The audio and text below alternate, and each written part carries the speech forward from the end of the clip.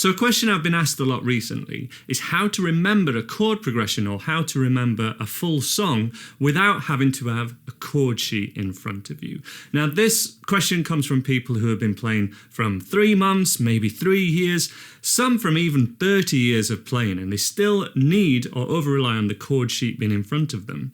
And this is something that we can very easily get over, but we need to have certain things in mind. Now the first thing I want to make clear is having a chord sheet in front of you or having tab in front of you or lyrics to remember a song isn't a bad thing per se, but if you're over-relying on it, it might really take you out of the moment and you might be far more preoccupied by that and you might not be able to enjoy the experience of playing or performing. And certainly when I'm watching someone perform, be it an open mic night or a gig of a band I've never seen before, or maybe one of my absolute heroes, someone like the Rolling Stones who I saw live a few years ago. Can you imagine the Rolling Stones actually having the chord sheets or anything in front of them, or an iPad? It would be ridiculous, right? But at any level, it can be just a lot easier and it's more expected that we'll try and remember the chord progressions. So how can we do that? Well, I've got 3 things I want to show you guys in this video, which I think really get to the crux of why some people can do this naturally and some people really struggle. So if that sounds like something you're interested in, keep watching and also let me know if any of these tips help in the comments below, or any experience you've had or any other questions you've had. Let me know in the comments below and let's help each other out to be able to play songs better. Before we get on to a tip, I want to let you guys know that when I'm actually performing or playing a song, to remember it, I am not thinking of the letters at all. Say we've got a chord progression that is G major, D major, and C major. If I'm actually playing that, like on stage with a band, or even just to be able to film a video like this, in my head while playing, I'm not thinking G, C, D. I'm not thinking of the letters themselves. What I am thinking about, first of all, I think is more the shape that your fingers make. We're talking about muscle memory here. Your fingers actually remembering where we're going rather than remembering the letters. A great example of this would be like the chord progression of Wonderwall, which actually letters-wise or chord names-wise, E minor 7, G major, D sus4, and then an A7 sus4, however you want to play it. Those letters can be quite confusing to keep in your mind, but remembering that these 2 fingers just stay down and that the other fingers kind of go around in a circle. So thinking about this very much from a shape point of view and a direction of your fingers, and we're letting the muscles in your hand remember, the muscle memory, rather than your actual letters memory of remembering what it looks like on the page. That's a huge tip. There's a few other examples of this I'll give you. Say if we wanted to remember G, C and D, but we were doing it with power chords, for example, we should really remember this shape of like root notes 1, 4 and the 5, for example. But then we can do that anywhere on the neck. Playing the 1, 4, 5, that's really huge, but the first main point is to remember that the physical memory, the muscle memory, sticks a lot better often than the actual memorizing the letters, memorizing the order of the letters. That's easy to forget. The muscle memory, a lot harder to forget once you've got it. My second point is knowing about chords in a key, but not only from a major key point of view, also knowing what happens in more rock or minor pentatonic based stuff. So when we played this chord progression before, we had G, D and C major. That is the 1, the 5 and the 4 in the key of G major.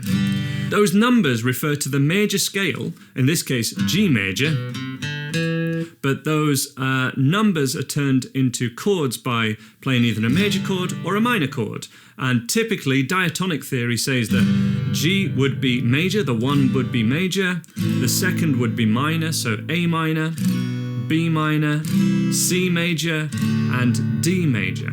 And knowing that just means that when you have a song which is in the key of G, we know what chords to expect.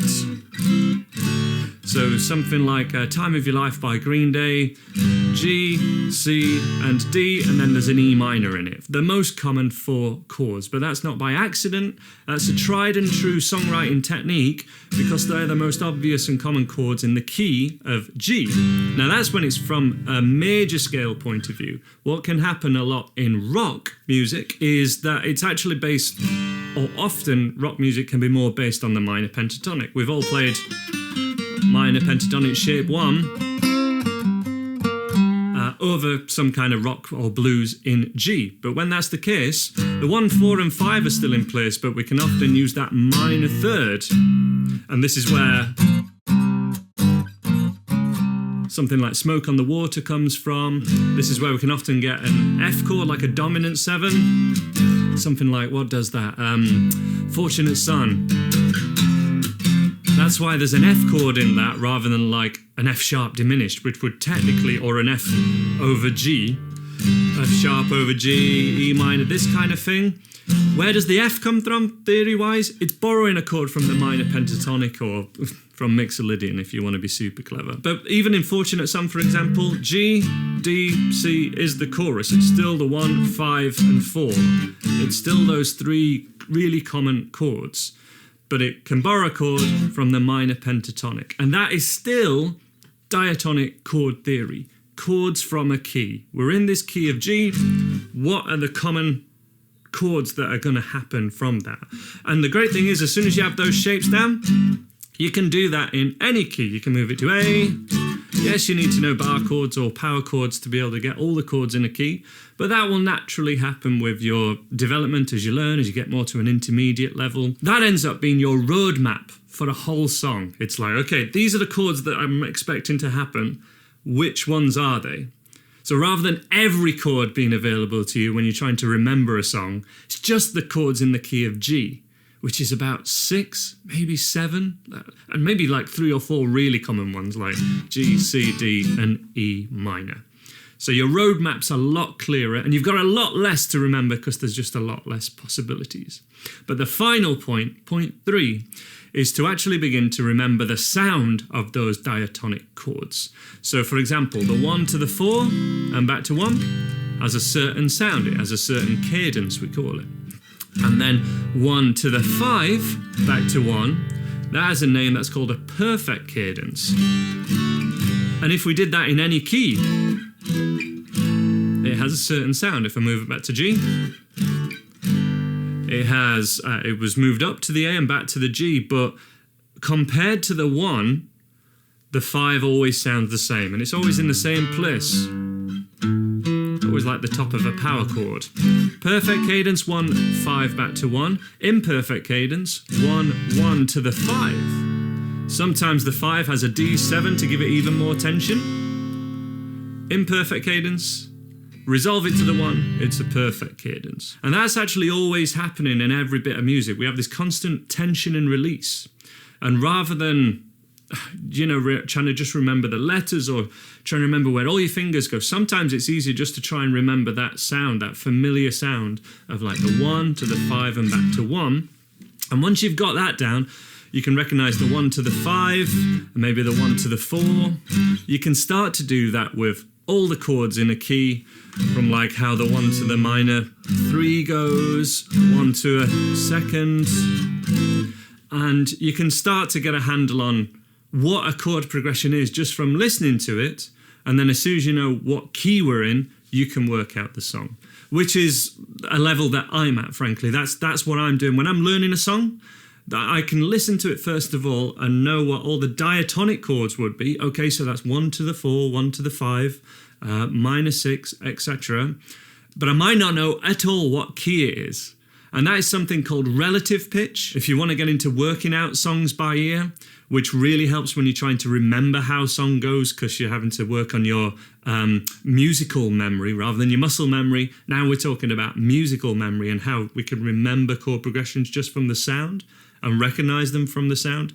Working out songs by ear is a huge part of that, even just from a chord's point of view. It really, really helps because then you can remember it because you worked it out, you knew how it went.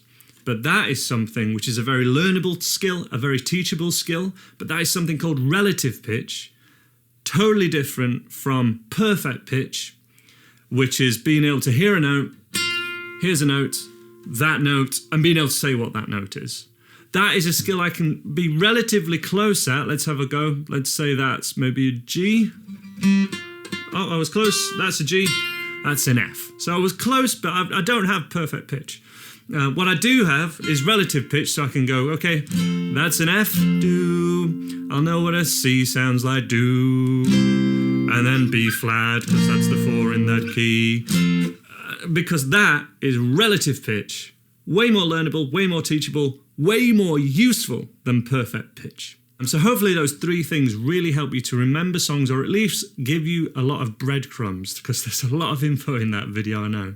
But we'll cover all of this in my beginner, improver, intermediate courses, even more in my lead guitar courses where we look at individual intervals for playing solos and stuff. But those 3 points, as a recap, are remembering it from a muscle memory point of view, not at all from your mind memory, not at all thinking about the letters, just what do my fingers do? Secondly, having that theory knowledge of diatonic chords. And then finally, remembering the sound of the chords, not necessarily the letters at all. Remembering and recognizing the sound of diatonic chords. Let me know how you found all of that, or if any point was more helpful than any of the others. Let me know that down below. Let me know how you get on with remembering your songs. And if you need more help, you can find it at andyguitar.co.uk.